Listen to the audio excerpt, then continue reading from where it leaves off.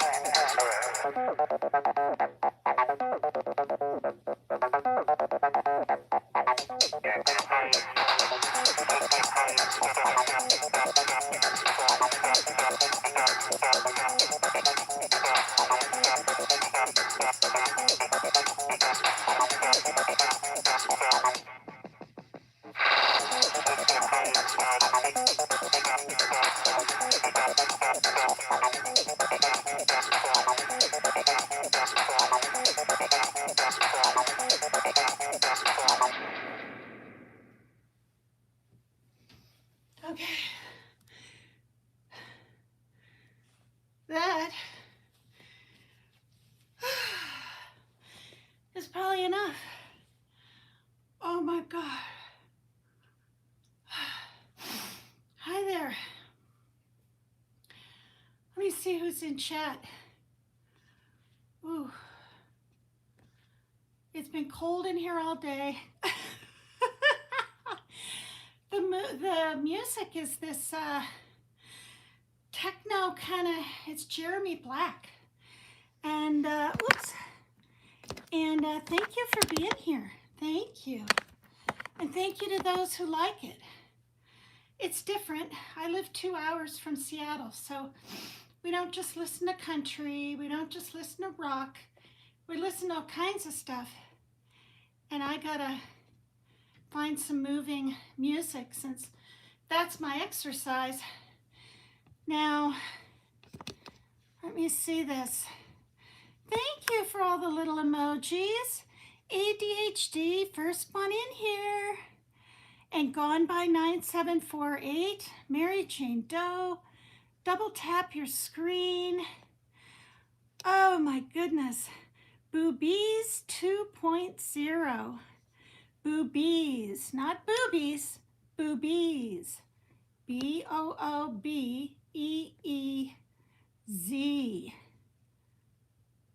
E. All right. Hi, you guys. So I was trying to see what my topic was going to be yesterday, believe it or not. And I have a couple little topics, you know, on some kind of sad stuff. But this is really important because the holidays are on their way.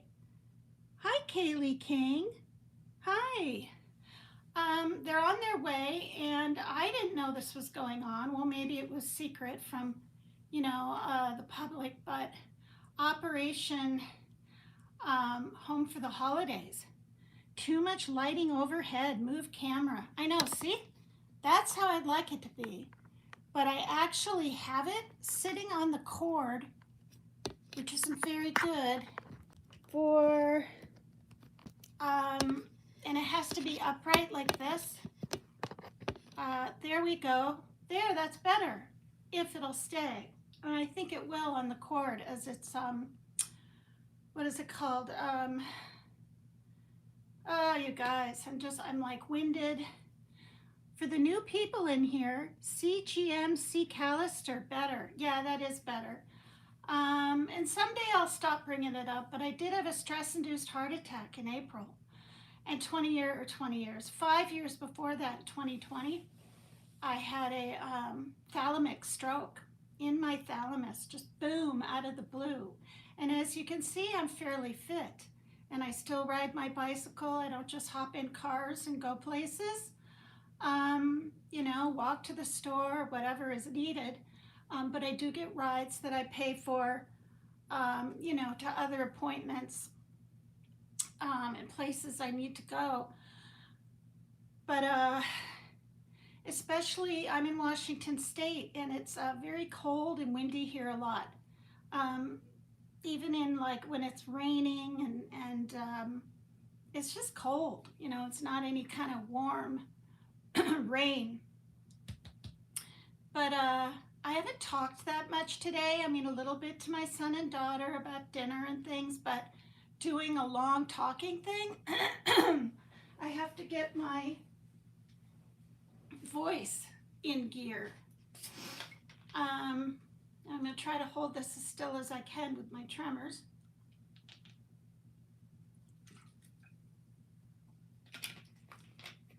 I remember when I was younger in my 20s and 30s, I could just down a soda. Now, even pop is like strong. So, anyway, 122 kids were rescued, ages 17 down to 2. And I'm going to pull up some news stations and we're going to comment and stop in between at some parts and discuss this. The ending of the conference thing with the U.S. Marshals and all this kind of stuff, I guess this is the biggest bust in trafficking. Well, thanks, Bun B. Thank you. Bunbeee. Thank you. Thanks so much. Not too bad for a 63-year-old. Scented or unscented trash bags. In my kitchen, unscented. I have to get just the regular kitchen bags, but they're the tall ones, right? And that's good for a whole week here. It's just me and my 2 adult children that live here. And I just got monetized about a week ago. So if you guys are willing to hit the like, it'll get out in there in the algorithms even more. And I've had a channel now for August, September, October, November, 2 years and a third of a year. So none. Did you say force or flex? Just the regular. It's like, I think it's $15 for like 45. No, maybe not 15.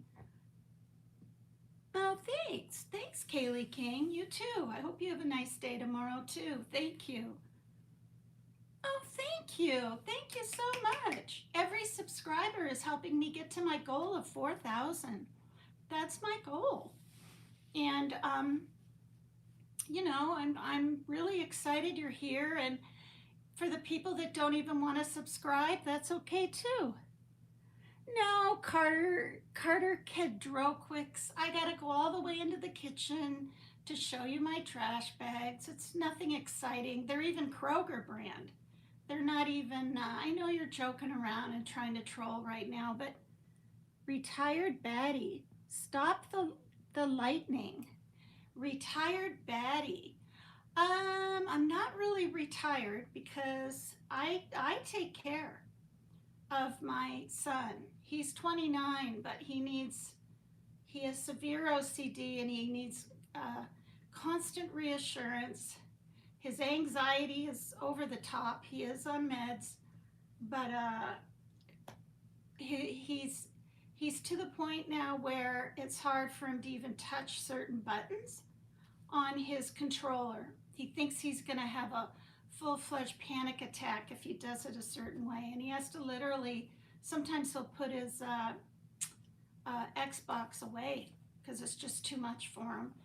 And I never thought my son would get this bad. I mean, he had some intrusive thoughts at the age of 11. They came out of nowhere about his grandma, and she's the sweetest person ever. So she's still alive. She's in her 90s. This is my ex-husband's mother. And the thought scared him, right? And because he had the thoughts, he kind of made a big deal out of it. And you don't want to do that. You don't want to feed the beast, so to speak. Feed your mind the negativity. Ooh, if I'm having these thoughts, then I really must be a bad person. No, we all have thoughts, you know. have 3 boys. Yeah, I mean, and it started getting worse. Like teenage years, he was, smoking pot and doing his thing. I mean, I didn't allow it in my house or anything, and it wasn't legal back then. But when he would go stay with his father, he would go off with his friends, and because we had joint custody, and I was very blessed and lucky that when he came, lived with me for 2 weeks, and then his dad, and there were like guidelines here and not over there, and blah blah blah, and he was supervised here and not like supervised, but he had guidelines that he needed to follow. He didn't rebel, and he easily could have. He could have been like, well, my dad lets me do this and blah and that and the other thing. He wasn't like that. But at the age of 21 or 20ish, he had the onset of this psychosis stuff.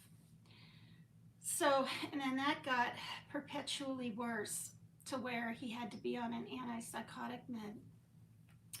But if you look up OCD, I mean, you guys, I saw this thing, I think it was on PBS.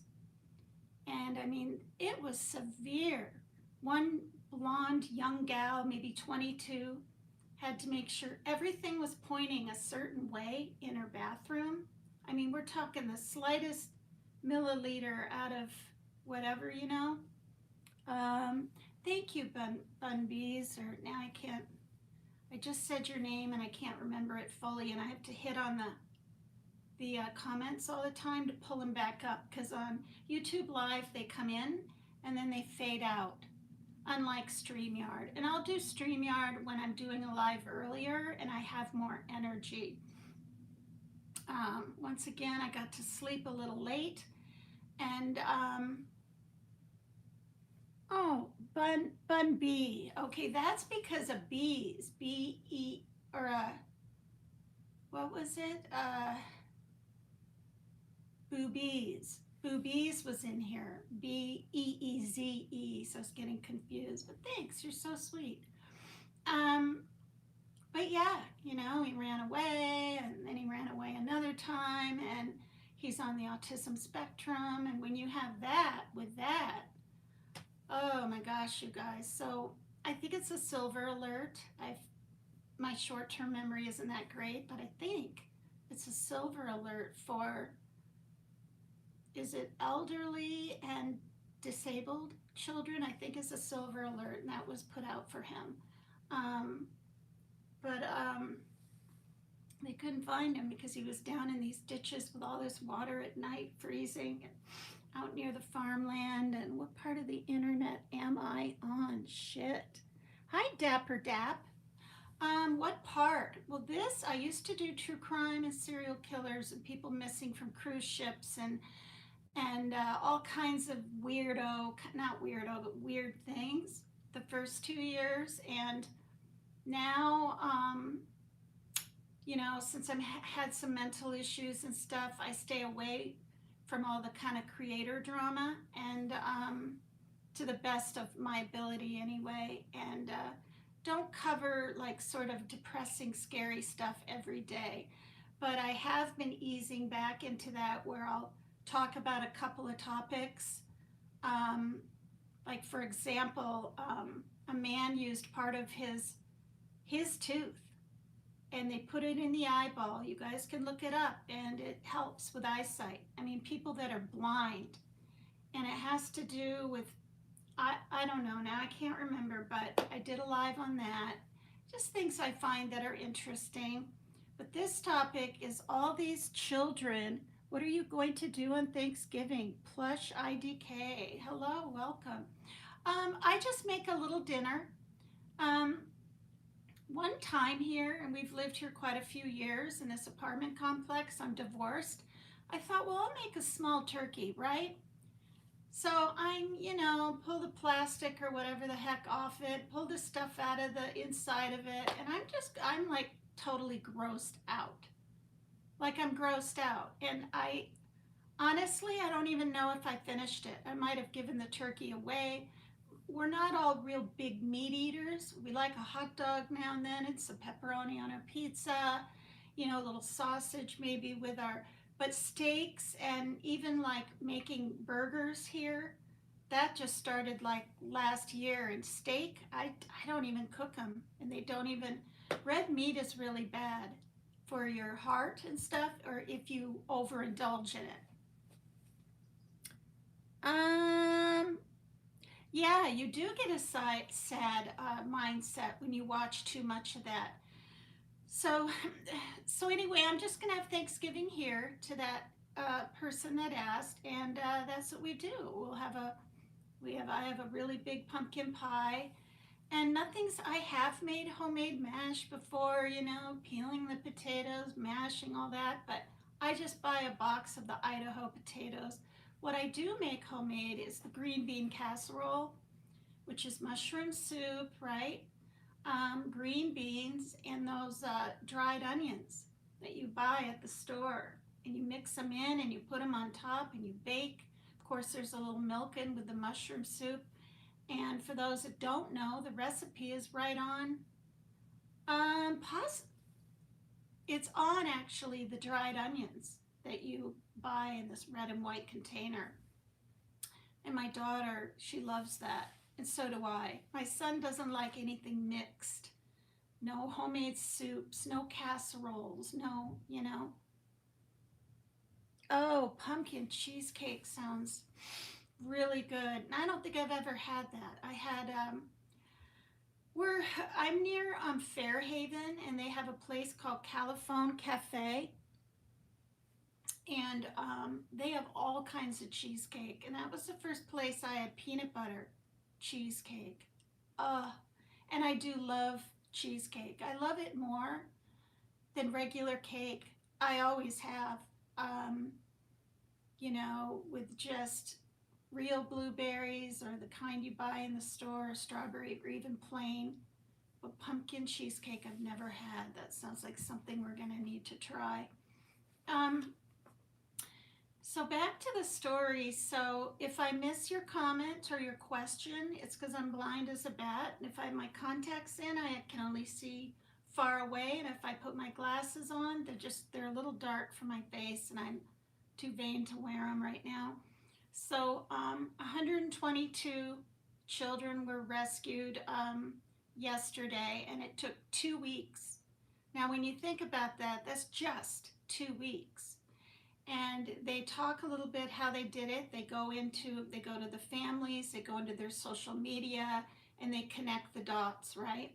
They said a lot of these people or kids are from uh, foster care, and they don't like the way they're being treated, or they are being abused, or they just run away from the place, and they're promised a better life somewhere else. They're groomed, right, on the internet, whatever.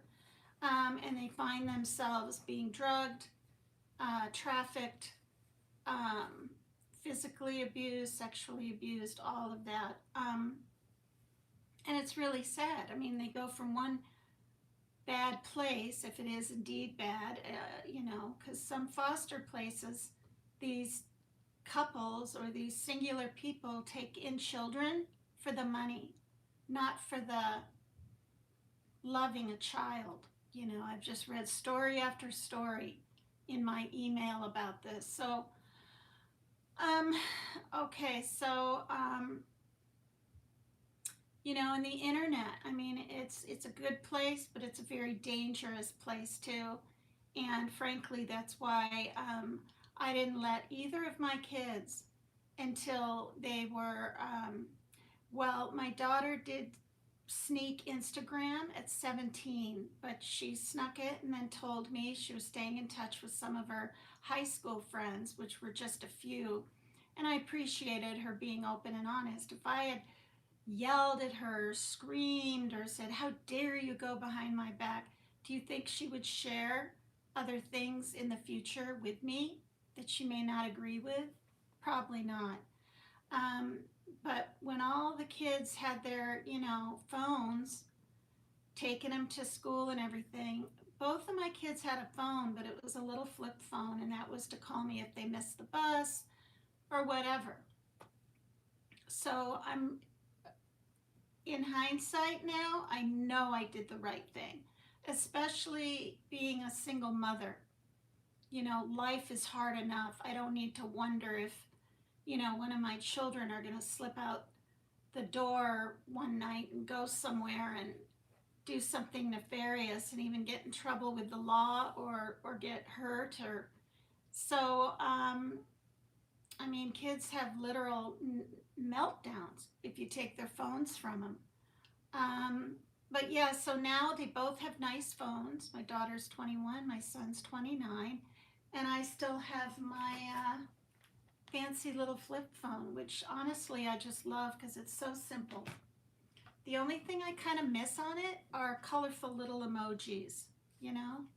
Um, but supposedly these flip phones are coming back.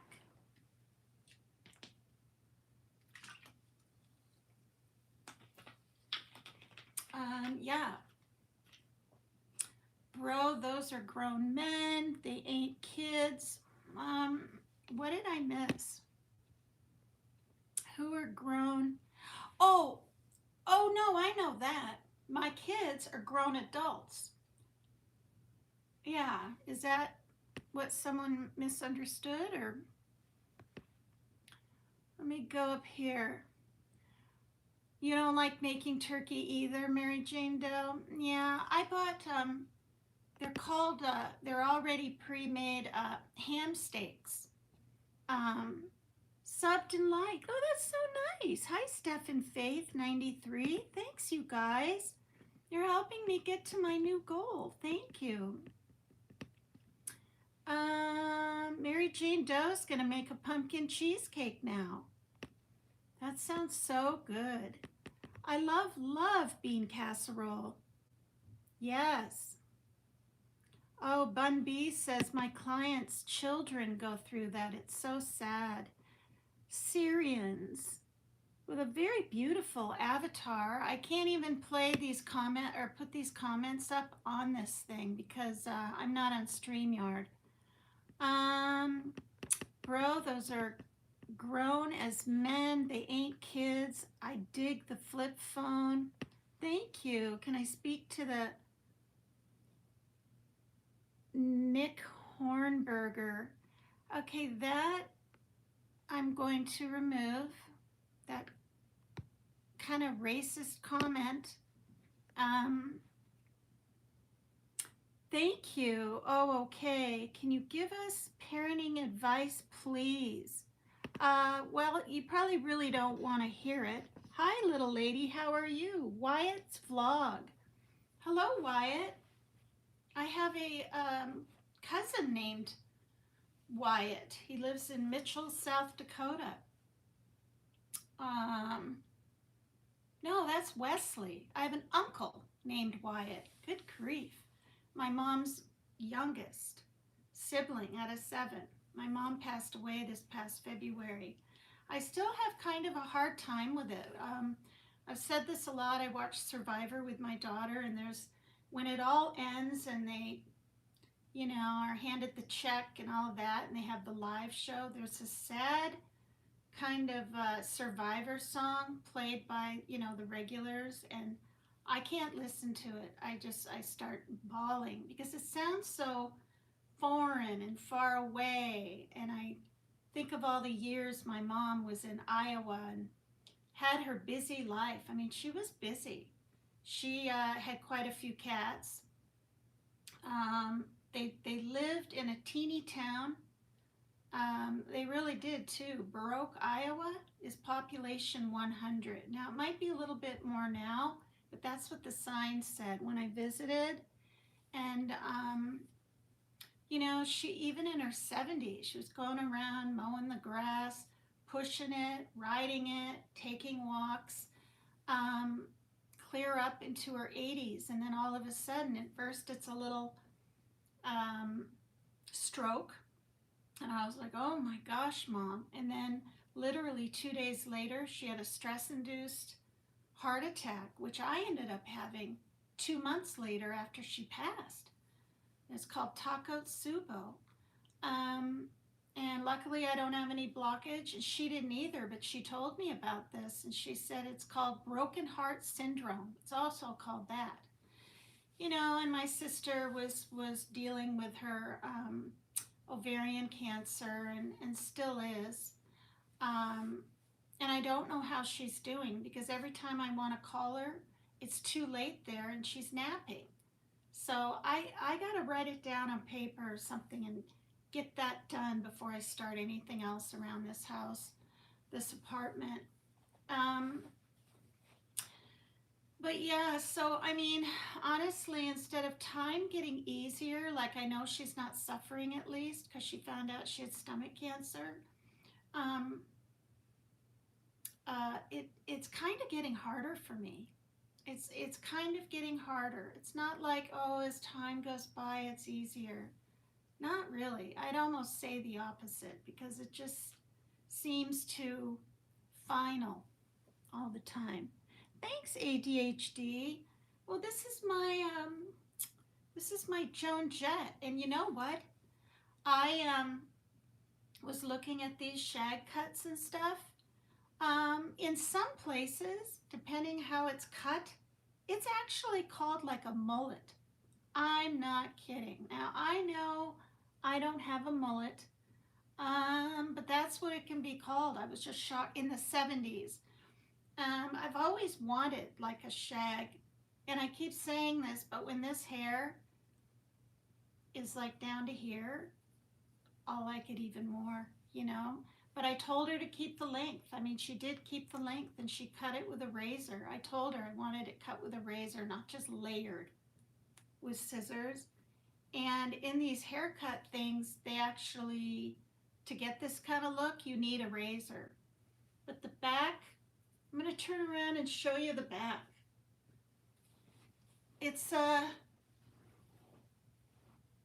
don't know if you have a good picture of it, but so see, it's shorter, longer, longer, and then just kind of whatever it is. So, but it feels good. I was getting tired. I looked back at some of my pictures and it was just thick and full, and I was just curling it around my ears, and it was lopsided. It was driving me nuts, and I wanted something more edgy, so I appreciate that. I like it a lot better. But so yeah, I changed my avatar last night because it's not by any means really to here anymore. It's darker. It's a chocolate cherry, but like in the dark, it almost looks really dark. Thank you. Thanks so much. And it's kind of fun to have bangs again. I used to wear bangs a lot, um, and then I stopped for a while. But okay, so back to this story. So I'm gonna pull up. It does look really good, like she said, Joan Jett. Thanks so much. Well, Joan Jett, you know, she would it'd be like flared out, like, well, maybe not like that sometimes. Sometimes it was straight. And however, but in 2 weeks, since I got it cut 2 weeks ago, it's already grown a quarter of an inch. It grows half an inch every month. So I changed my avatar, and I'll show you guys really quick on my thing. See? That's my new avatar because the other one just wasn't fitting. Okay, I'll do another highlight. Okay, so I'm going to pull this up, and let's see.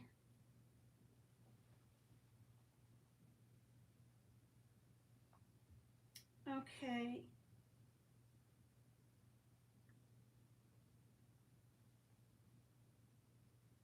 If anything's too mean, Mary Jane Doe, to anybody in chat or to me, don't block them. Don't even time out, but just remove the comment because I have a feeling I'm going to miss quite a bit, especially in this next part. Oh, and if you could put in, thanks so much. Thanks, Mary Jane Doe. If you could put in the disclaimer again for me, that would be great.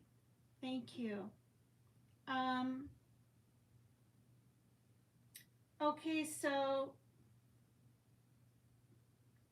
So this is partially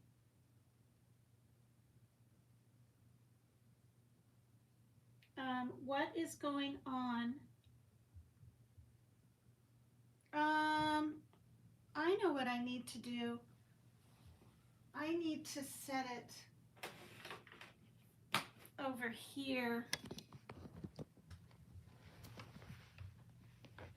because my tremors really aren't very good. But again, oh my gosh, you guys, there's a little place. Oh wait, I have the wrong thing. There's a little place.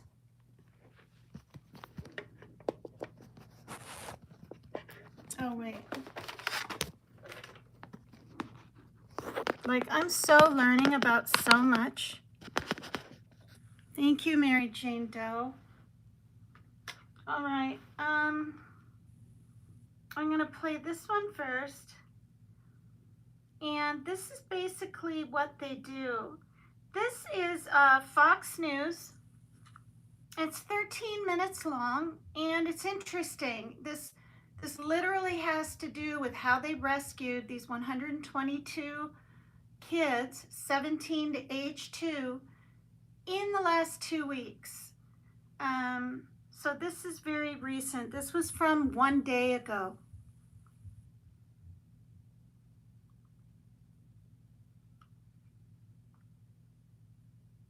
Afternoon on Fox Local. We have talked about Operation Home for the holidays and heard from the Attorney General earlier today holding a news conference in Tampa where he announced that 122 children were rescued and they made 6 felony arrests as they searched for missing and endangered children all across the state of Florida in a number of areas. Well, Fox 35's Marie Ettinger got an inside look at this operation. She was with U.S. Marshals as they went on this operation recently and talked with us earlier about what she saw and how this operation went down. Yeah, I got this. Okay, it's stopping every second. I'm not liking it. Just a second here.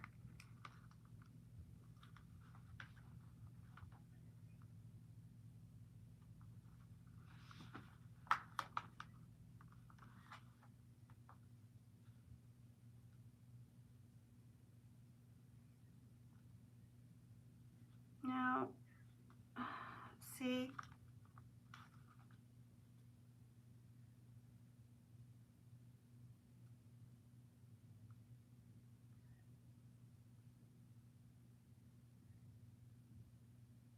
Okay.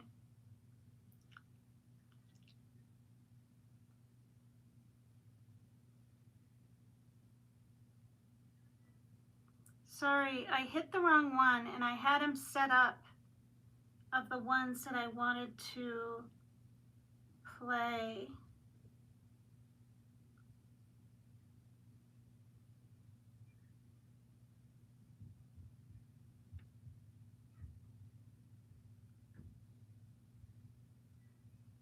Wondering where my kid is, if they're out on the streets and running around with unknown people, around drugs and guns and unsavory folks. During that 2-week operation, the task force recovered 122 missing kids in the Justice Department's Middle District of Florida. That district includes Jacksonville, Orlando, and Tampa. 22 of those children were reported missing from Northeast Florida. The U.S. Marshals Service invited News4JAX reporter Eric Avanier and News4JAX photojournalist Victor Rodriguez to join the task force and document the operation. And Eric is joining us live in studio to explain what you all encountered. Yeah, just bear in mind that there were nearly 24 kids that were recovered from the Jacksonville metropolitan area, and some of those kids who ran away, they ran away from situations that were bad situations at home and are believed to have ended up being exploited through human trafficking. Others were already in legal trouble and had new warrants for their arrest. Deputy U.S. Marshal Ricky Tippie is accustomed to tracking down and apprehending dangerous adult fugitives. But during Operation Home for the Holidays, he and other marshals, along with help from various national and local agencies, are on a mission to locate a long list of juveniles reported missing. Tippie knows some of the kids on the list could be victims of human trafficking. You're taking a little personal when it find the kid and get them to where they're supposed to be. This teenager was one of the people on the list of missing juveniles. According to the marshals, she's not only a runaway suspected of being a victim of human trafficking, but she's also wanted by the juvenile justice system after ditching her GPS ankle monitor.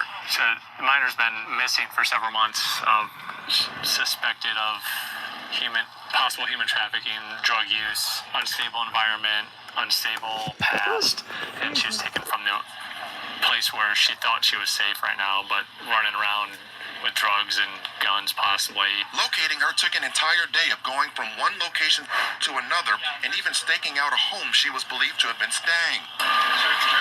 On our second day of the operation, we ended up at this apartment. Law enforcement will be bringing out more than one team. We believe it's just going to be two, one of which is going to go to juvenile detention because she has a warrant. Another team will be going to the hospital for evaluation. Both teens were let out of the apartment. The one in handcuffs is 14 years old. Investigators say she not only ditched her juvenile justice ankle monitor, but is suspected of being a recruiter for human trafficking. She was taken to the juvenile detention center. The other girl who was let out of the same apartment is 13 years old. She ran away from home.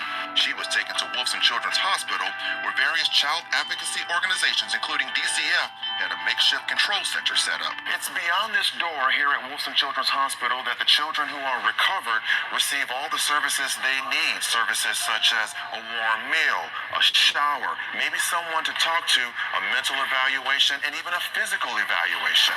During the search for a girl reported missing from DCF, a cell phone ping led us to this West Side motel. We would later find out her parents live here, but don't have legal custody of her. On top of that, investigators are suspicious of what's inside the room and removed the girl from what has been deemed a questionable situation. We were asked not to record video of her removal, given the sensitive nature of the situation. Dad said she's also said something about going to Puerto Rico. As for Deputy Marshal Tippy, he just hopes the kids they recover understand that although they made mistakes, He wanted them to get the help that they need, and hopefully they pull out of it and they'll keep chasing those bad decisions after this. Now, at one point during the search, we got notification that one of the Florida juveniles reported missing was located and recovered by authorities in Kentucky. It's also worth noting that some of the federal marshals who volunteered to participate in this operation traveled here from other parts of the U.S. Now, coming up later tonight, I'll take an even deeper dive inside the Operation Home for Holidays for a behind-the-scenes look into what it was like trying to track down these missing kids. And it was a struggle. Well, and really interesting, impressive, really helpful to see behind the scenes here. Here's my question, though. Tracking down recovering kids, is this anything like tracking an adult fugitive or something like that? Totally different. When I spoke with federal marshals about this, they said that usually with an adult, you have a paper trail because adults said they have known places where they've lived, relatives and friends who have been used as references that obviously you have the phone numbers and addresses attached to that. They have jobs, they have cars. Whereas in this case, teens don't have that.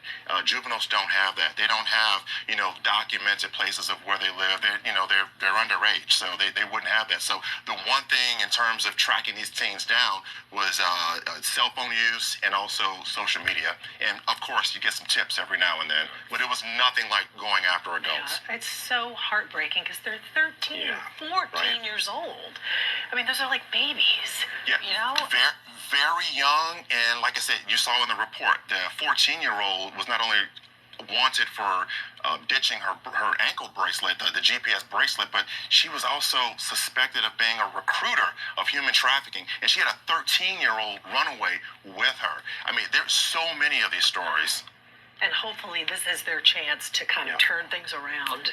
Exactly. And for a lot of these kids, hopefully be reunited with their parents, because there were some kids, there was a situation where two brothers that were rescued down in Clay County, they were pretty much malnourished in a really bad situation around a lot of meth and all kinds of drugs. Eric Avenue, appreciate your reporting. Thank you. Oh my gosh, you guys. I've heard of recruiters, right? But like this lady just said in my on that. Oh, Orlando, and Tampa. 122 kids. 14 recruiting. And she might not have had any choice, right? Because people are threatened to be beat and even worse. So did I just play this? Let me just see. 22 of them are from Jacksonville and the surrounding areas. Many of the children are runaways who have been missing for months. Some are believed to be victims of human trafficking, and some had warrants for their arrest. News4JAX reporter Eric Avignon and photojournalist Victor Rodriguez spent 2 days embedded with the task force. They got a first-hand look at what it takes to track down those missing kids. Eric's joining us now live to explain what that was like and to give all of us a behind-the-scenes look into this Okay, this is an old iPad I'm looking at down here, and it went back, so I thought it was a different video, and it was the same one. So,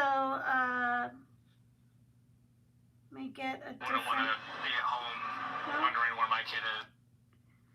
Okay, so now, and I mean, this is recent.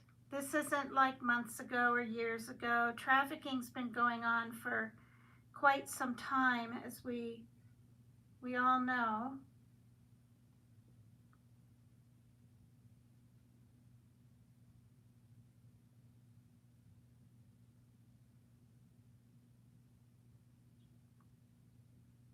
Which one is this?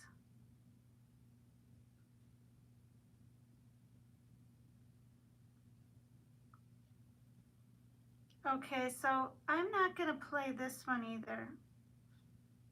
I'm going to play the full thing.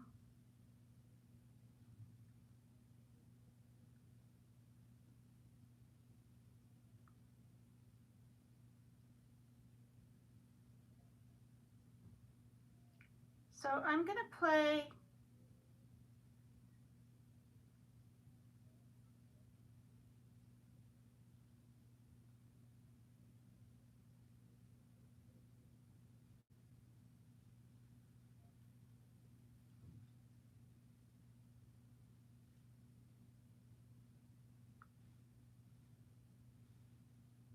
have been rescued in Florida. Officials say Operation Home for the Holidays is one of the largest child rescue missions in the country ever. News Nation's Brooke Schaefer is in Miami with the details. Brooke, what do we know about these kids? How are they doing now? How are they doing And the now? rescued kids range in ages from 17 to just under 2 years old, with officials in Florida saying many of them have been victimized in unspeakable ways. U.S. Marshals described this as mission critical, recently finding 122 missing and endangered children, mostly in Florida, during this 2-week operation. We have some video from Jacksonville where police there found close to 24 kids. Local detectives told us some of these kids were runaways who ended up around the wrong people, like 2 brothers police say they found in a meth house, severely malnourished. Those children now getting help this morning. Many have been through the unthinkable. They've been trafficked, they've been exploited, they've been abused. This task force worked proactively to make sure that medical care and rehabilitation was ready immediately after they were back in our custody.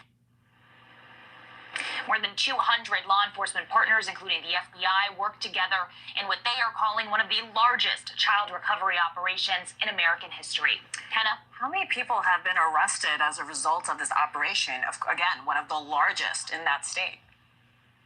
Yeah, officials announced 6 arrests so far. They face charges ranging from child neglect to multiple sexual batteries. Officials say they expect a lot more people to be arrested in the near future, and they plan to prosecute these alleged abusers to the fullest extent of the law.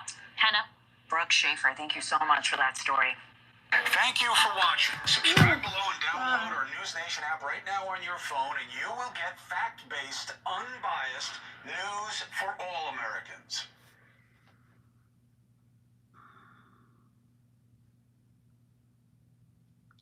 Okay, so there's that, and now there's this one. Of course, I can't see a thing. I wanted to say before I forget, I want to acknowledge Wyatt. You said you got burned really bad. Oh, for God's sake. What the hell is that? So, yeah, prayers for you, Wyatt. Prayers for you. How awful.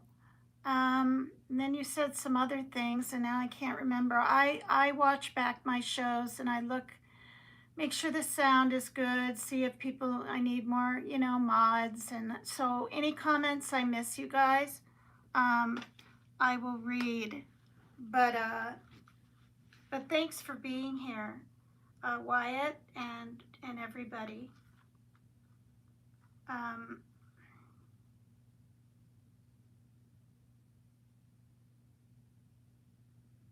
Good grief. Okay. More than 120. No. Now this is the full, just a second.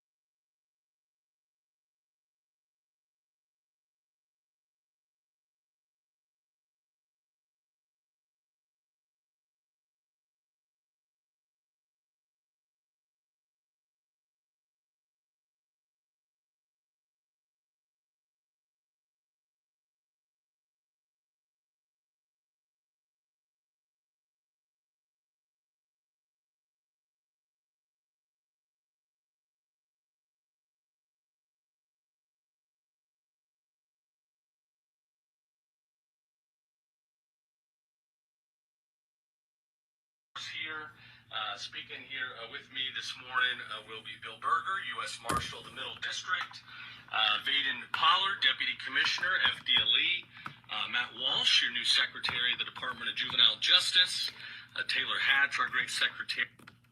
This More to Life, was interesting, Callahan you guys. Walsh from the National Center of Missing and Endangered Children, and Rita Peters, our fierce assistant Because it state covers in prosecutor, detail more of what they statewide do. prosecution.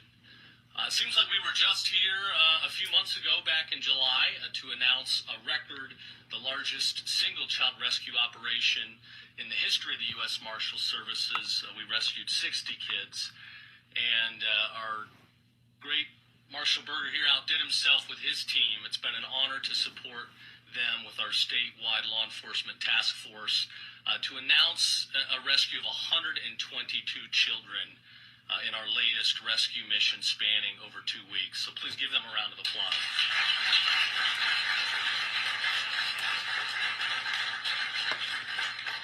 As I said back in July, this is why we do the job. Here in Florida, everybody now knows protecting our kids, keeping them safe, preventing them from being extorted and endangered, that's what it's all about. That's why we go to work every day. It's why we do what we do. There is no greater calling when it comes to law enforcement. So we're excited to announce this rescue effort. 122 kids that were reported missing, they're now back in our custody. This, however, is not the end of the mission. This is really just the beginning. These kids, ranging in age from 17 down to just 2 years old, many have been through the unthinkable. They've been trafficked, they've been exploited, they've been abused. They need our help now more than ever. This task force worked proactively to make sure that medical care and rehabilitation was ready immediately after they were back in our custody. They're getting that help. We will continue to get them that help, find them homes where they are loved, where they are protected, where they will be empowered to lead successful lives. And we're going to get them on the road to recovery. With no doubt, they need our prayers, and they need our help now more than ever. As you hear me say all the time, in Florida, we've got the absolute best law enforcement. This is only possible with our national standard coordinated task force effort, where we've got Florida Department of Law Enforcement, Juvenile Justice, Children and Families, our local police departments, our sheriffs, all working hand in hand with the U.S. Marshals to go out there, leave no stone unturned, utilize technology and every resource at our fingertips to get the job done. So I'll conclude before turning it over by saying by now you should know if you come into Florida and you want to lay a finger on our kids, if you want to prey upon them, if you want to groom them, if you want to abuse them, everybody up here is coming for you with everything we've got. We're going to lock you up for as long as possible, and we're eligible for child sex battery. We will indeed seek the death penalty. So child predators, stay out of Florida. You are not welcome here. Yeah. If you come here, we will hold you accountable to the fullest extent of the law. So thank you for being here this morning for this great announcement. With that, I will bring up the U.S. Marshal Bill Berger. At the end of this live, they're trying to get all the states to do this. I can't say enough about the support that he gives this operation. 110%. Thank you so much, General. I also want to thank my director, who could not be here today, Gadi Sarolta. As you know, there was a government shutdown. And because of that, unless a particular operation was considered mission critical, they would not fund or accept that. He made this mission critical. So I applaud him. Unfortunately, his mother passed away last week, and her funeral's today. That's why he's not here representing the Marshal Service. I want to thank FDLE Commissioner Mark Glass. No, Mark is not here. The Special Agent in charge, Mark Burdell. I can't say enough about the support. The command post was actually where you're sitting right now. FDLE has been a tremendous partner in this particular effort. General, I cannot say enough about Rita Peters, Special Prosecutor. She is a bulldog, and that's exactly what we need when dealing with kids. I know Callahan Walsh is here, and I want to thank Terry Santiago, my chief over SIIB, for the region and bringing Mr. Walsh here. It's so important to put a face to this national emergency that we have. After Operation Dragon Eye, at the time the most successful child recovery operation in the history of the United States Marshal Service, where 60 reported missing and exploited children were recovered, discussions were held between myself and our subject matter expert, Senior Inspector Mario Price, to confer and moving forward and expanding the operation to include all of the Middle District of Florida. The endeavor expanded outwards to the cities of Orlando, Orange County, city of Jacksonville, St. Johns County, and all the surrounding jurisdictions, the city of Fort Myers, Lee County, and Collier County, with the hope of either equaling or surpassing the 60 rescues that were accomplished during Operation Dragon Eye. Inspector Price then reached out to these jurisdictions to see if there was interest and commitment to enlarge the operation. With the support of, again, our director, Gadi Sarolta, and other agency headquarters staff, Operation Home for the Holidays was launched. The operation consisted of over 200 partners, to include the FBI, 11 sheriff's offices, 4 police departments, 4 state agencies, and 25 non-governmental organizations. By far the largest combination of sworn and non-sworn non-government organizations in the history of the child recovery operations. As a result of Operation Home for the Holidays, 122 kids, their pictures should be up now, ranging from age, as the General said, 2 to 17, were located and recovered as illustrated by this photo. Thus far, there have been 6 adults arrested associated with this operation, ranging from charges lewd lascivious to multiple sexual batteries and more, and there will be more persons arrested in the very near future.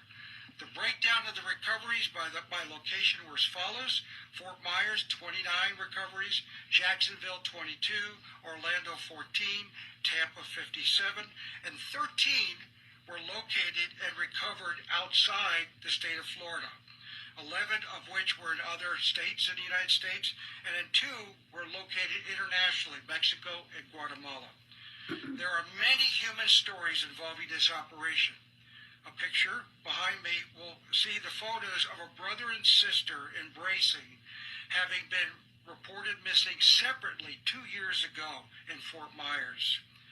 In Jacksonville, 2 brothers aged 14 and 15 were reported missing a year ago and found within a trailer park Both brothers had been exposed to methamphetamine and other drugs by persons in that trailer park.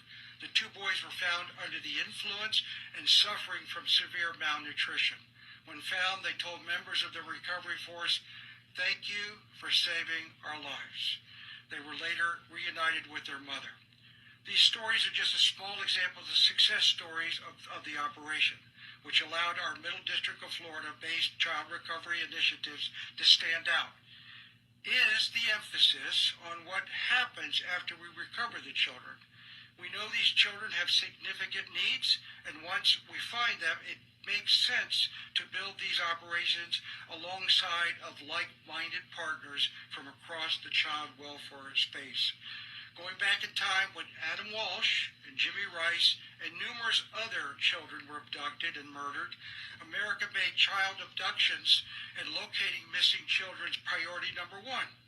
Over time, though, incidents such as 9/11, school shootings, the war on drugs, have somewhat diminished the priority. But Operation Dragon Eye, Home for the Holidays, is hopeful. We're starting to see this nationally now, that the successes we have initiated, the importance of missing child cases. I would like to personally thank all the persons and organizations that participated in these two operations. I know we have made a difference. Lastly, one special group I would like to recognize, Boomerang Air Charter, a group of volunteers who provided charity mission flights that were used to charter aircraft dispatched to locations to bring back children to the Middle District of Florida. Boomerang Air Charter supported recovery of children located in the states of Illinois, North Carolina, and South Florida. Thank you very much. Aww. That's wonderful. Boomerang Air. Thank you, Marshall. Next, Baden Pollard, FDLE. This whole thing's about half an hour. It's probably got General Uthmeyer. 25 more Marshall minutes. Berger. It's an honor to be here with you today. I'm Deputy Commissioner Baden Pollard with the Florida Department of Law Enforcement. I'm speaking on behalf of Commissioner Mark Glass. I can't think of a better news story than to have the opportunity to stand up in front of a group of people and to announce that there are 122 kids who are safe now. They're safe because of the efforts of this great team that you see standing here behind me. We could not do it alone. Everybody working together in unison, it pays dividends. I don't think I've seen a more committed team to keeping FDLE safe in years. It's been a great pleasure to work with everyone here. Next, I would like to talk to you a little bit about what FDLE's part was in this operation. Our analysts, so we have several crime intelligence analysts throughout the state and also in our Missing and Endangered Persons Information Clearinghouse, also known as MEDVIC. All of these kids' names are known. We put these packets together, we do a detailed analysis, dive into social media, make contact with their associates, and do everything we can to find them. And in this case, you see the results, 122 kids. The ages, it's surprising whenever you hear that, isn't it? You can't think of a more vulnerable group of people than our kids that are out here in Florida and that are missing. They are preyed upon by people who want to do bad things. They convince them of a reality that's going to keep them safe, but it's not real. And they're put into a life of servitude. Many of them are. And now, these kids are not. So thank you all very much, all of the partnering organizations that come together. We couldn't do it without you guys, and we couldn't do it without General Uthmeyer's leadership. Thank you, sir.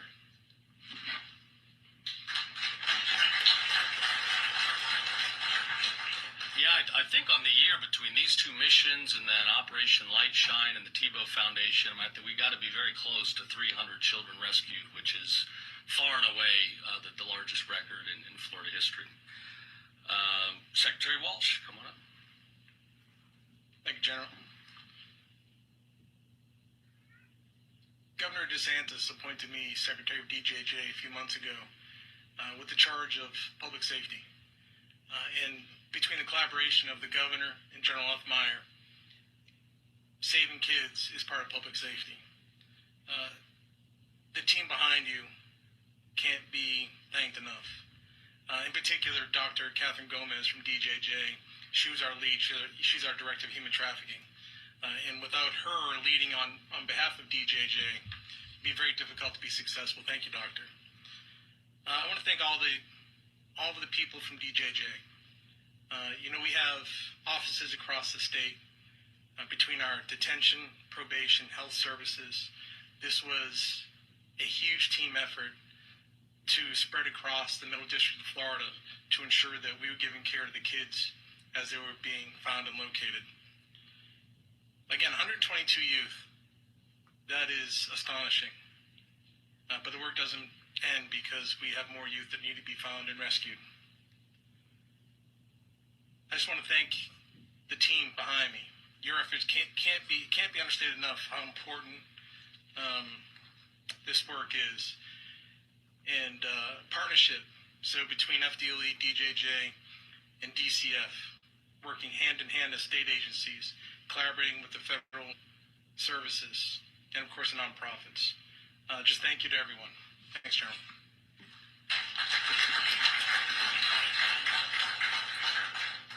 Secretary Hatch, DCF. Hi, good morning.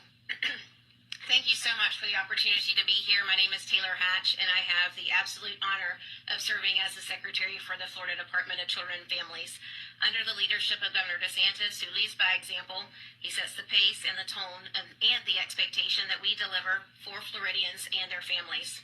And that's why today is so very important. It highlights the fact that moments matter and the critical nature of partnership to deliver, because lives are on the line.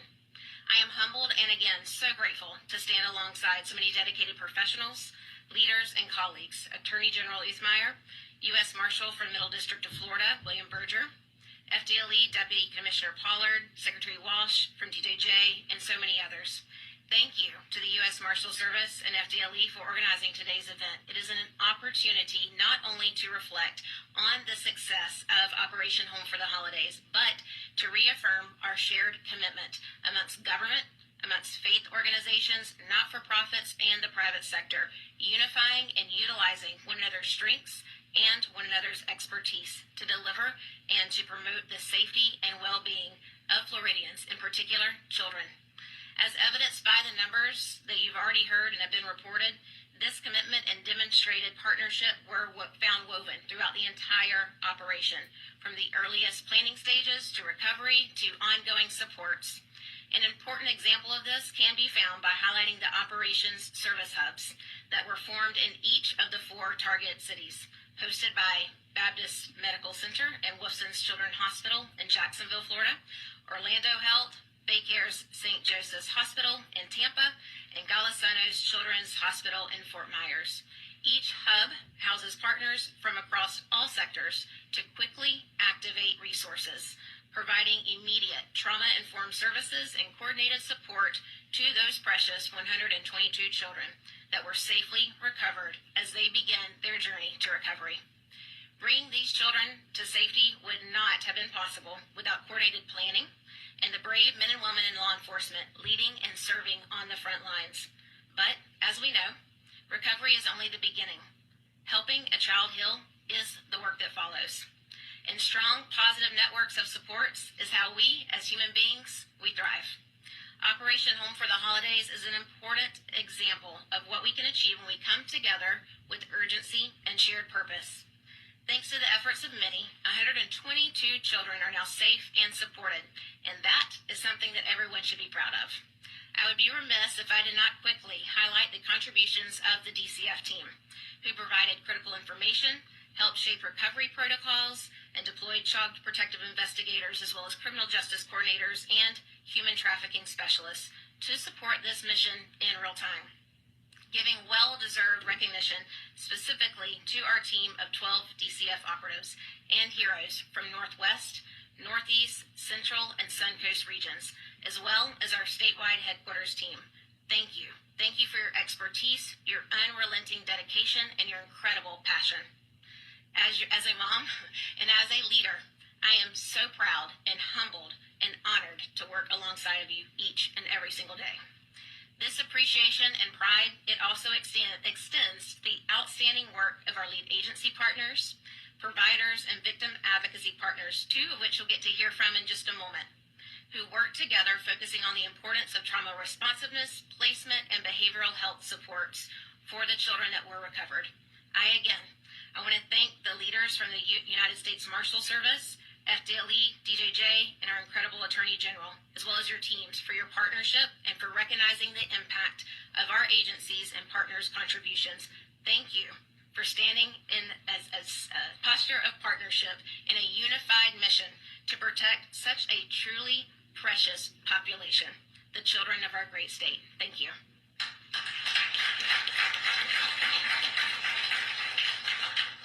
Amen. Tracy? Thank you. Good morning. It is a pleasure to stand with all of you once again in support of the incredible work that the U.S. Marshals Service and our local law enforcement are doing to protect children. We are grateful for the men and women undertaking this important and difficult work.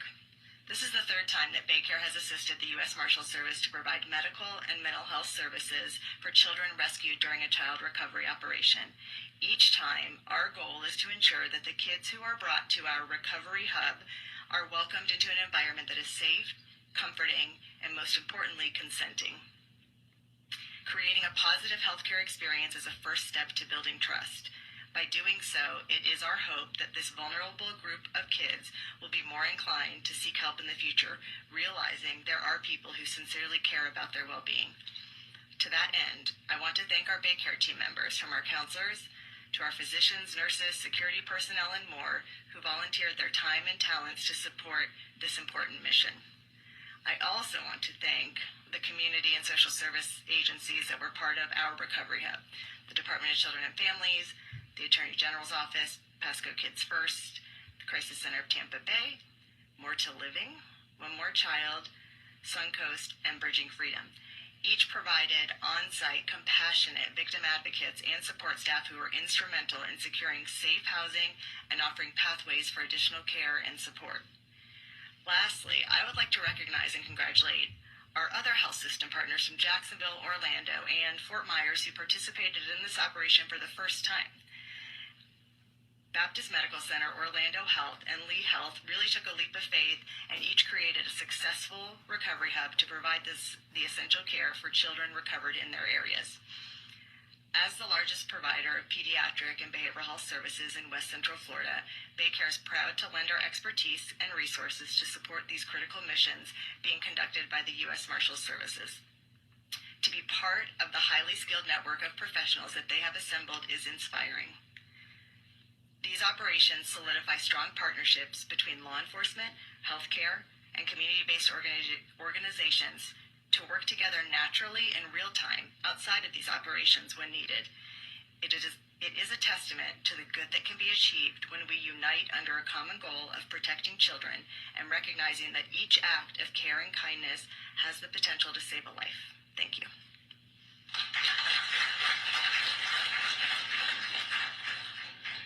Kim from More to Life. Good morning, and thank you for joining us.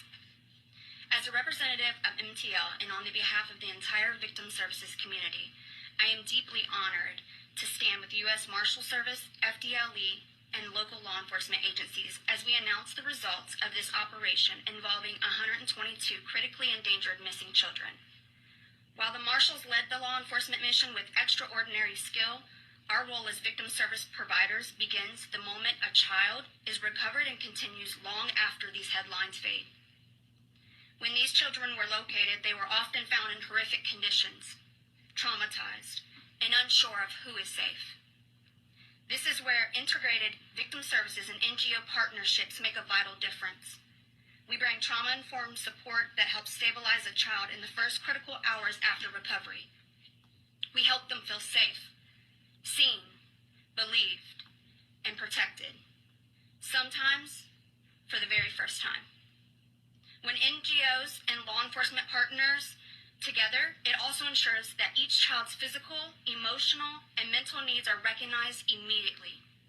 We provide crisis response, medical and mental health, safety planning, and support for appropriate reunification. And when reunification is not the next step, we work closely with our child welfare partners to begin to secure safe placements where healing can begin. Our involvement is not only about care, it's also about ongoing support. We help bridge the gap between law enforcement, child welfare systems, community agencies, and families so that no child falls through the crack after a recovery. We focus on long-term stability, ongoing therapy, education support, advocacy, and wraparound care services so that we give each young person a real chance to recover and thrive. This operation shows what is possible when law enforcement and victim service organizations operate as a unified team. All of our law enforcement partners brought unmatched investigative expertise. NGOs and service providers brought the lens of healing, safety, and human dignity. Together, we created an approach that protects not only a child's location, but their future. To the victims, we see you. To our law enforcement partners, we thank you. And to our community organizations standing with us, your compassion and expertise are indispensable. Our work does not end today. But today reminds us that when we work together, children can be found and hope can be restored. Thank you.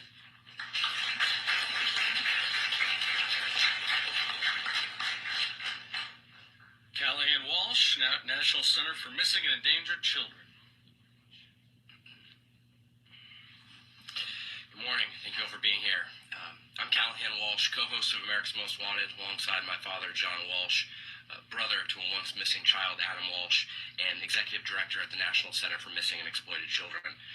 We are honored to stand alongside our partners, the U.S. Marshals Service, to discuss the success of this recent operation and the impact it's had on children and families here in Florida. Ahead of the operation, NCMEC identified missing child cases from the targeted regions and shared those cases with the multi-agency working group. These cases involve children missing from care, victims of child sex trafficking, children battling significant mental health challenges, and others facing serious endangerments. Every one of them uniquely vulnerable while missing, something my family knows all too well. To support the operation, 2 NCMEC analysts were deployed on-site to provide real-time analytical support to law enforcement in the field, leveraging every available resource and piece of information to help locate and safely recover these missing kids. Over the course of the 2-week effort, 122 children were safely recovered, and each represents far more than a statistic. It represents a child brought out of harm's way, a family reunited, and an opportunity to provide support and services that help prevent future victimization. Operations like this are critical. They unite multiple agencies, data sources, and specialized expertise around a single mission, bringing missing children home.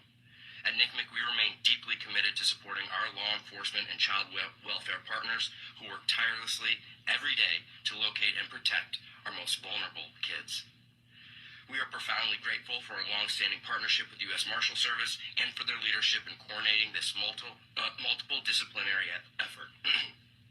Today, we are stronger, and together we will continue to focus every available resource toward the recovery and safety of missing kids.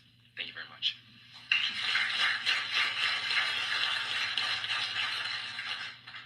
Dun, dun, dun. Rita Peters to close us down. Thank you for being here. We're proud to share the impact that Operation Home for the Holidays, a coordinated effort focused on locating missing children and ensuring that they are safe as we enter into this holiday season. This operation reflects the very best of the collaborative public safety work of these agencies. Prosecutors like myself, Stephanie Bergen, Mary Salmon, and Emily Frazier from our Jacksonville office, federal, state, and local law enforcement, such as FBI, HSI, St. Petersburg Police Department, Tampa Police Department, Hillsborough County Sheriff's Office, and I could keep going on. Our child protection teams from our DCF partners, our victim advocates from the statewide prosecutors' offices as well as the NGOs, and also from the Office of the Attorney General and FDLE, and community partners, all came together with one mission: bring our children home. This level of teamwork doesn't happen by accident. It happens because leaders make it a priority.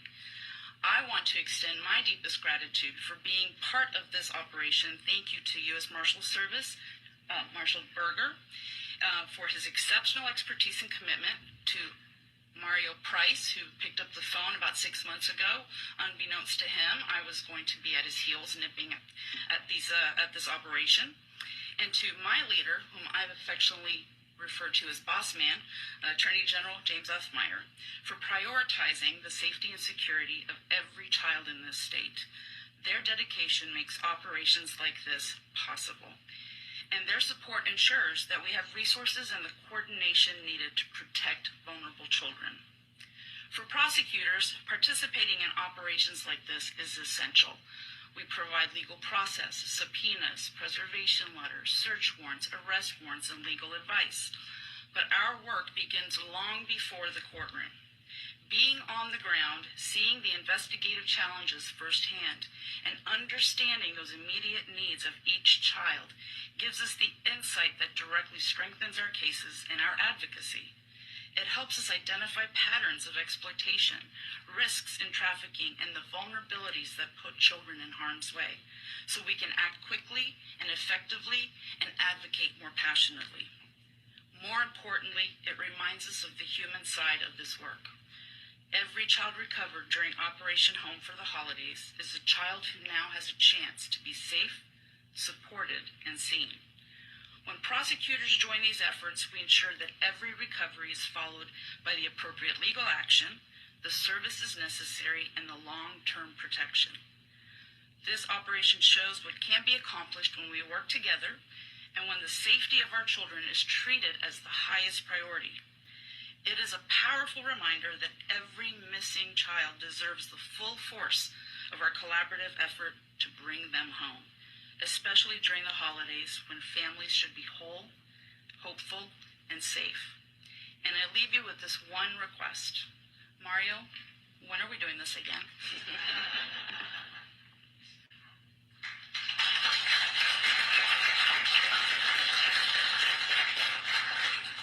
Final thank you to all of our investigators and law enforcement. Again, this is why we do the job. Here in Florida, we're blessed to have these heroes, and we've got their back. I'm certainly going to love on my little ones tonight and hold them close. I hope you all will do the same. Children are such a gift, and anybody that wants to do them harm is going to face the wrath of this team standing up here behind me. So do two things. Get the word out. If you're a child predator, you better stay the heck away from our state. And two, please pray for those that have been rescued and need our help more than ever. I believe there's nothing more powerful than prayer. And pray for those that are still out there missing. And as long as there's one kid missing, we will keep the search and fight going. So with that, Marshall, you want to come up? I know you have some of the more particulars. If there's any questions about the operation, and I'll jump in as needed.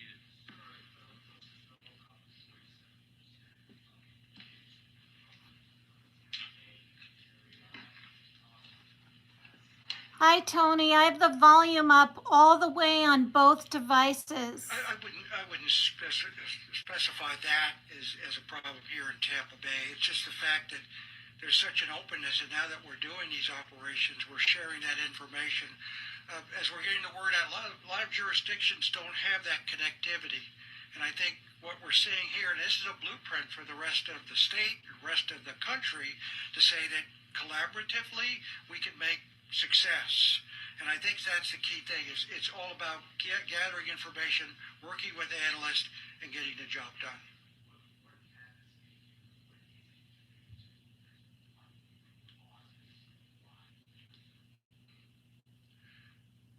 It's a very complicated question from the standpoint that you look at the children involved.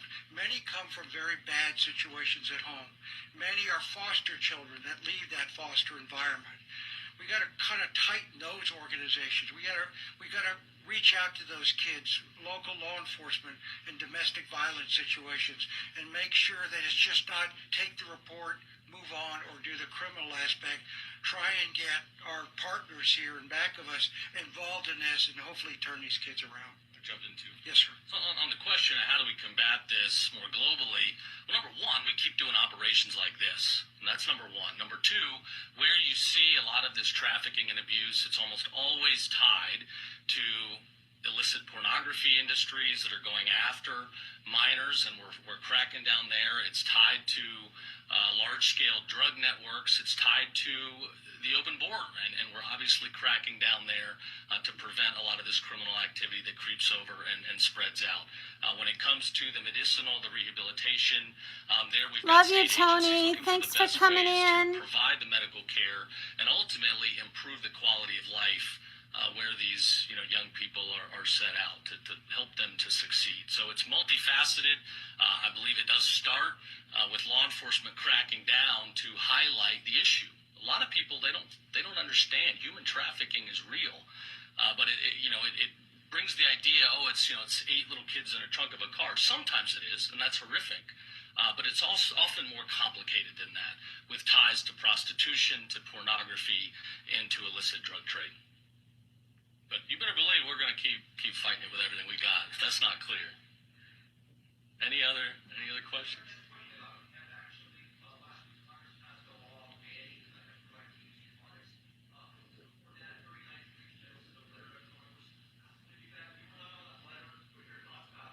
Hi, Angel Loader. Hi. Sure. Well, there's all kinds of new products that are coming into the state. A lot of them are from overseas. You've got hemp, you've got, Chinese vapes, you've got this kratom leaf where we've cracked down on a highly potent, chemically enhanced kratom product 7-OH. We've been doing raids across the state on that. Again, there's a lot that the legislature really needs to look at. I didn't sign the letter because it came from the NGA, the non-governmental AGAs Association. I wanted to look at it a little bit more and figure out the best way to regulate. But Congress passes the laws, and a full sweeping regulatory overhaul of hemp, I think, was greatly needed. Our team is looking in on that, and we're going to make sure that we're getting illegal products off the market. We're going to protect our consumers. We're going to protect our kids. And if we see that 7-OH, you guys, if you don't know what the 7-OH is, it's dangerous. It is dangerous. It's highly concentrated. We've taken measurements that are 13 times more potent than morphine, and it was being sold, on a shelf right next to candy and retail products. So just because something's on a shelf doesn't mean it's gone through all the regulatory approvals. It does not mean it's safe. We're in a world where there's a lot of new products coming in, and it's up to us, state leaders, law enforcement, and the legislature to get involved, crack down, and make the tough decisions to protect our consumers.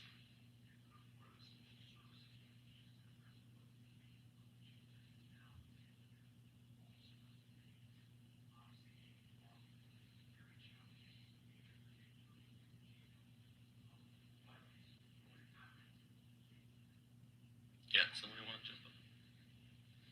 Thank you for the question. I think that's why partnership is so important. We touched upon the state agencies that are wrapping around to support and preserve childhoods.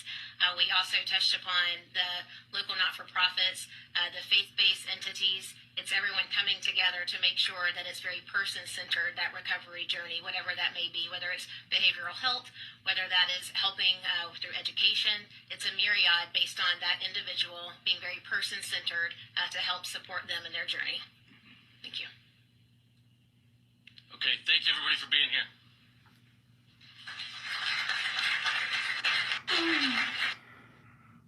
Okay, so I watched this earlier, and that's why I wanted to play it for you guys.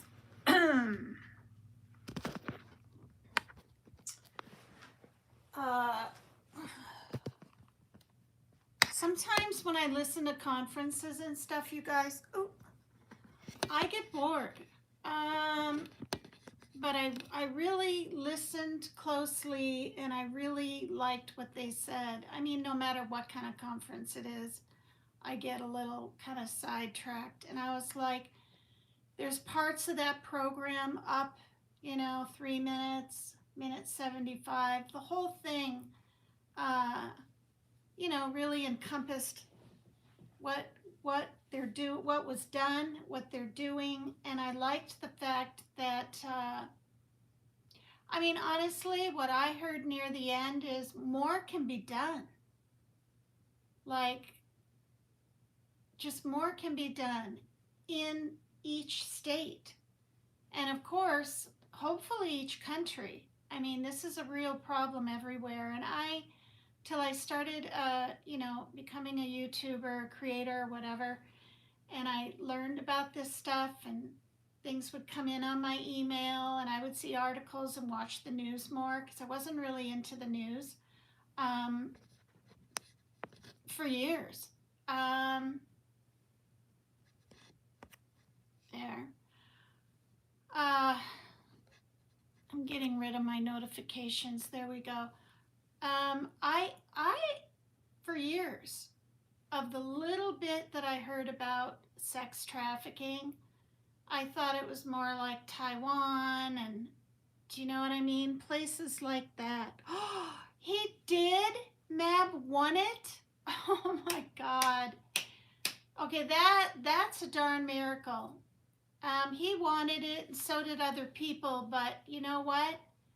Mab has been up on his panel more than anybody on Dolly Vision. From the very, very beginning. Yes, Miss Ann was up, later on and in the chat all the time. I'd say she'd be second deserving of it. But the real OG, hi Flautez, hi hun. So I'm really happy for Mab. Mab Investigates. Check out his channel. I don't know when he last did a live, but he's been through a lot. He had to have his jaw broken. Wasn't it 5 different places, or was it 3? Now I can't remember. And so he could get it redone and be able to breathe, because he was dying from his sleep apnea. He's been doing live, so good.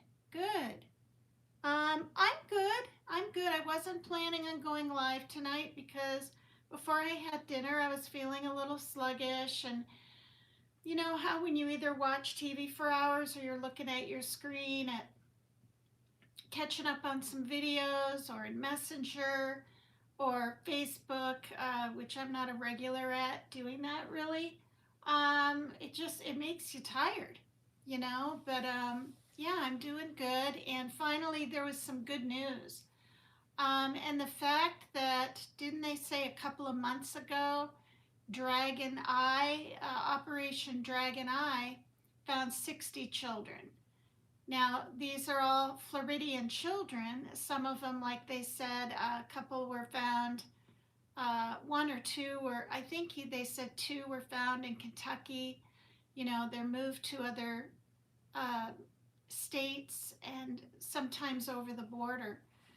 But like I was saying, I thought it was more like foreign countries and little children and these perverted people that, go to these countries and buy children, whatever, No, I saw a program, I think about 5 years ago, on a girl that was trafficked right out of, I think it was North Dakota. And I was like, oh my gosh, this is in the States, and then you hear more about it, you read more about it, and, even that lady that was in her 20s that went missing on the cruise ship, there were sightings of her a good, I think it was 7 years later, and they're pretty darn sure she's still alive.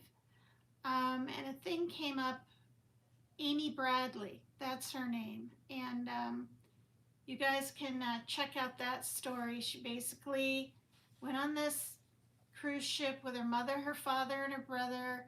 She was up late, drinking a little bit, and dancing with someone. And I don't know, not all the band members, but I think the lead singer is, I just believe he allegedly did something with her, and they think she was trafficked. And then there was a picture of her, because she had short hair, of this wig on and makeup, and even the family said it was her in some kind of brothel place.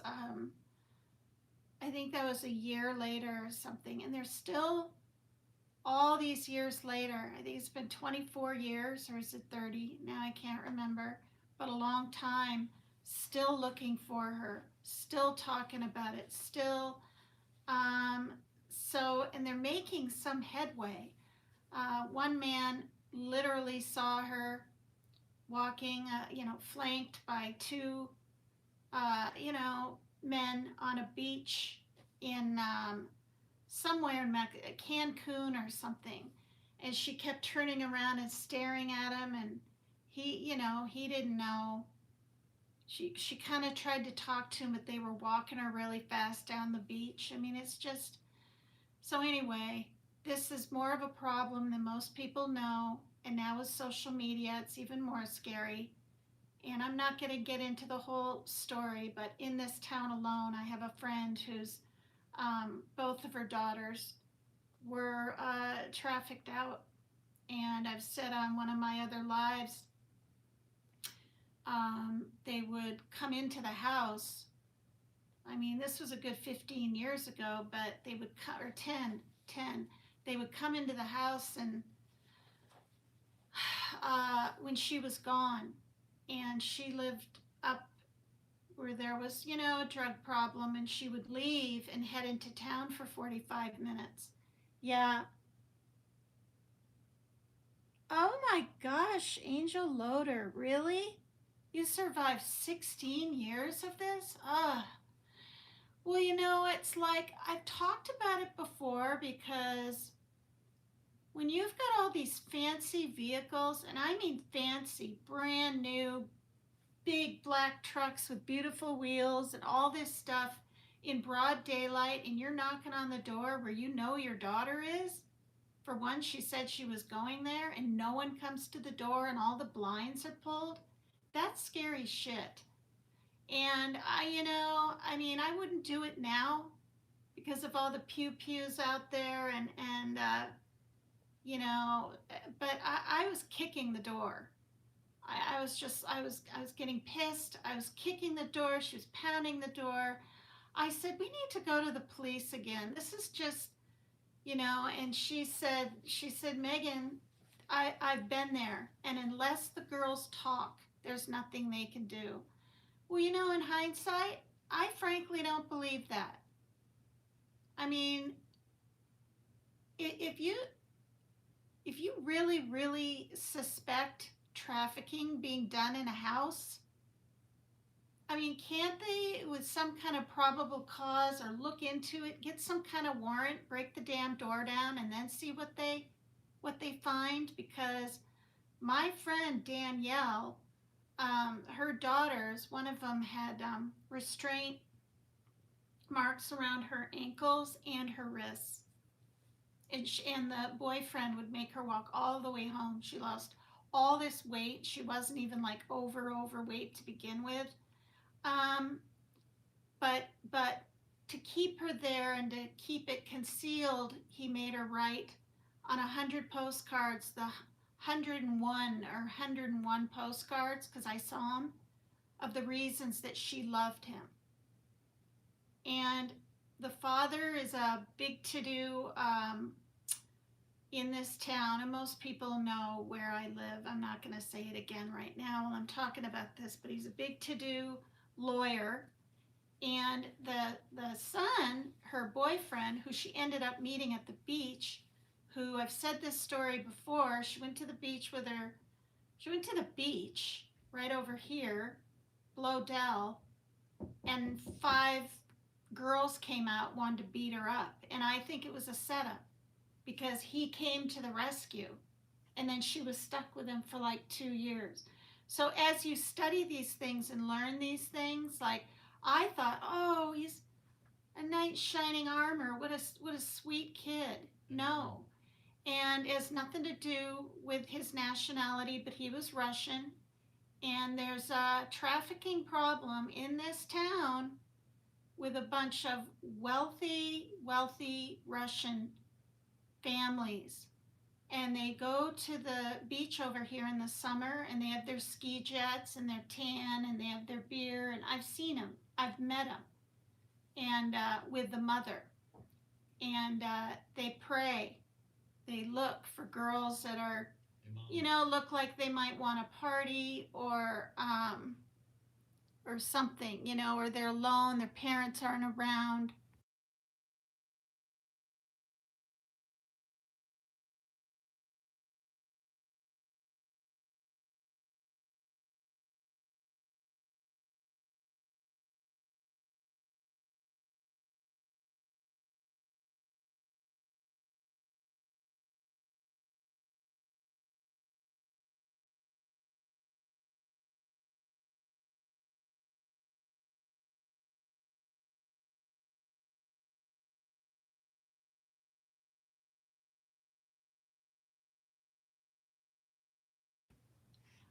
All right.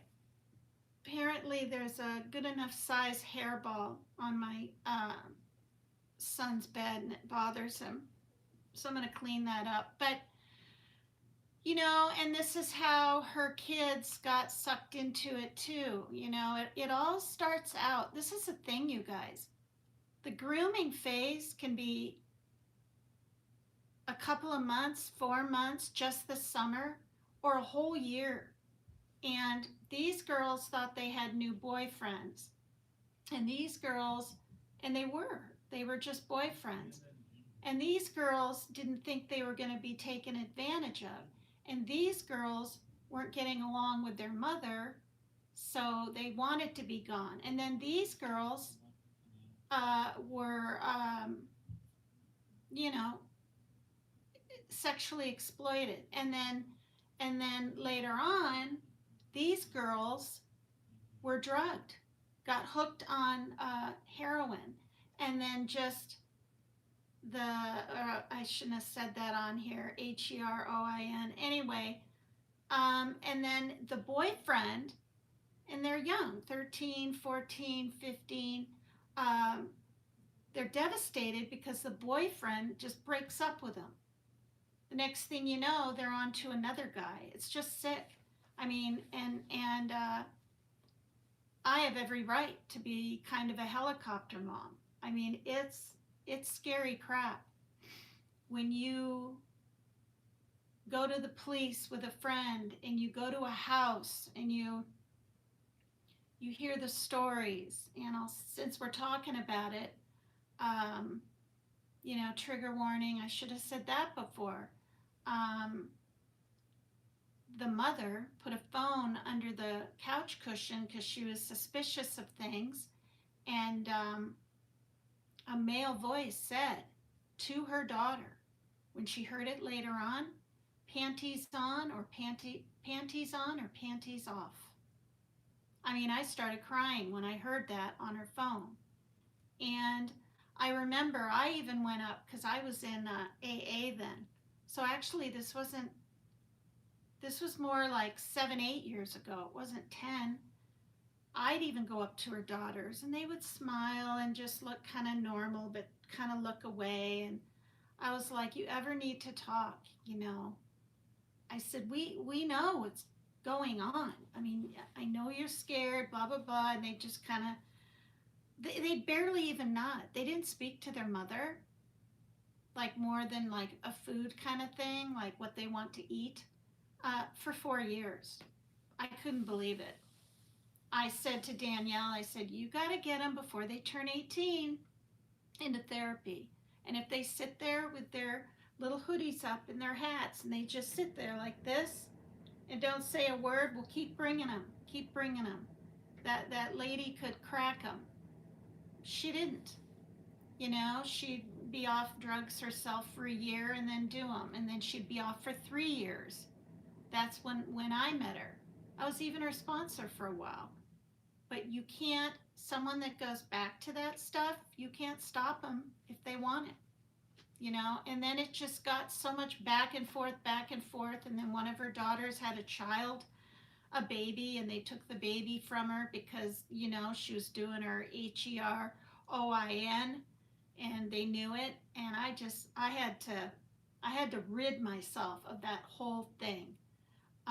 But she lost track of me. It wasn't like she was calling me and I just wasn't answering.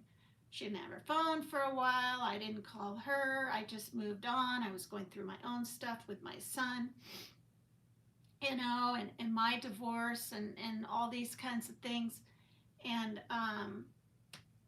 yeah, I mean, I don't even know. I hear she's in town. I hear she's living in her car. I hear she has a job. But I don't know. I don't know if she's using or not. Her daughters are grown now. You know, we're looking at what, 21 and maybe even 23. But I knew her well and her kids, because when my kids were younger, we'd go to their birthday parties at the beach. And I mean, you guys, this crap is scary. And you know, this social media stuff, if your child's under 18, I don't give a rat's ass what anyone says. You get into their phone. You make sure they don't have a password. You find out who they're talking to, or something could happen. I mean, if they're under 18, doesn't the parent have a right to know what's going on in your child's life? I know 16-year-olds act and even look like 26-year-olds these days, but you know what I mean? So I'm just going to say that. I'm going to go clean up the hairball on my son's bed, and I've been live for 1 minute and 20 seconds. That's it. Feels like 2.5 hours. So prayers, because, you know, just because they're rescued, depending how long, you know, they were going through that stuff, it's got to be really hard to heal. And like they said, trust again. I would get way too attached. I could never be like a social worker or even a nurse. I just couldn't. But I really hope that every single state and actual country, I mean every country, follows suit with this and cracks down and gets, like they did, all the counties and the police departments from the other states where the kids were brought to. And it's a whole, like she said, or he, unified system of help. And we keep doing this because it's important. Hot Rod 76, message deleted by Flautez. I don't know what all of the chat is saying, but I hope to goodness gracious people aren't being rude to you, Flautez. Just remember, you know, other countries have different hours. Someone might be drinking. It could be 2 or 3 in the morning. I don't even know what time it is right now. It's here in Washington State. It's only 9:25. All right, you guys, prayers for the victims, prayers for all the people out there that still need help and to be found, to be rescued, to be reunited only if it's safe with their families. And I really liked what she said. We hear you, we see you. I don't know, now I can't remember, but I liked what she said, because some of these people, probably children and even adults, this happens to adults. A 62-year-old woman got trafficked. And I can't remember what state, but I covered some of this 2 years ago. I talked about the trafficking hub between, well, it starts in New York and it goes around the whole South and then into Atlanta and blah, blah, blah. But Tennessee is really dangerous. It's a beautiful countryside and people love living there, but watch your children. Watch your, not watch, but know what your adult children are into also. All right. This is Brood Awakening. And thanks, everyone. Thanks to my new subs and the ones I already have, and just for being here and hanging out. All righty. I'm going to hit the highlight again and see you next time. Bye-bye. Hit the like and subscribe if you're willing to. Good to see everyone again. Thank you so much. Bye. Yeah, Flautez, I'm monetized now, so not that you want to pay $3.99 a month. Or is it four? No, it's $3.99 a month to be a guinea pig, and right, $3.99, and then $5.99 to be a cat. And I have some cute little emojis, and I did that. I got monetized because, frankly, I needed to. I'm good, but mentally, I've got a lot of worries because we got a letter, and my son's SSI is ending either on the 1st of December or the 1st of January, and that's how we pay our rent and buy cat food at times. Well, I get my Social Security, but it's only a little over $200, so it's scary times. So yeah, if you're willing to be a member or ever send a super chat, not just you, Flautez, I'm talking to anybody that sees this program, it'll help me. Once Upon a Time by Humbert Tutores, 6674. Hello.